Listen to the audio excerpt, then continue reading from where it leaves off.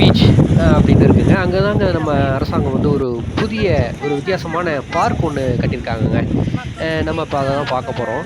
அந்த பார்க்குக்கு நம்ம உள்ள நுழையும்போதே நம்ம நாட்டினுடைய மூவர்ண தேசிய கொடிய மிக உயரமாக நல்ல கம்பீரமா பறக்க விட்டுருக்காங்க. அங்கேருந்து நம்ம தேசிய கொடிய பார்த்துட்டு நம்ம உள்ள போனோம் அப்படின்னாலே, மிக உயரமான ஒரு டவர் ஒண்ணு கட்டியிருக்காங்க. மூங்கிலால் ஆன டவர் கட்டியிருக்காங்க.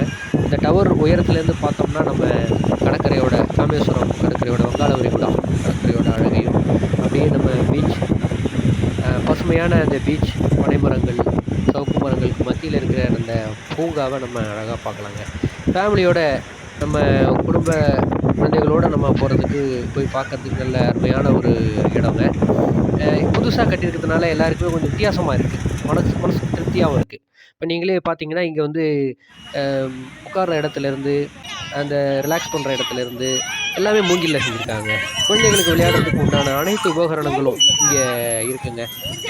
ஃபேமிலியோட குழந்தைகளையும் அழைச்சிட்டு போனோம்னா, ரொம்பவே என்ஜாய் பண்ணுவாங்க. இங்க வந்து பிளாஸ்டிக் குப்பைகளையும், மக்கும் குப்பை, மக்காத குப்பை தனியா பிரிச்சு போடுறதுக்கான ஒண்ணு மூங்கில்லயே செஞ்சிருக்காங்க. அப்படியே நம்ம எல்லாத்தையும் பார்த்துட்டு பீச்சுக்கு போனோம்னு வச்சுக்கோங்களேன், இங்க தாங்க மிக அழகாக ஒரு பாலம் ஒண்ணு மூங்கில்லயே செஞ்சிருக்காங்க. அதுல நம்ம அப்படியே ராம்ப் வாக் பண்றதுக்கு ரொம்ப அருமையா இருக்குங்க. ஃபேமிலியோட சுத்தி பார்க்கறதுக்கு நம்ம நாகை மாவட்டத்துல ஒரு சூப்பரான இடங்க. போயிட்டு வாங்க எல்லாரும். நன்றி.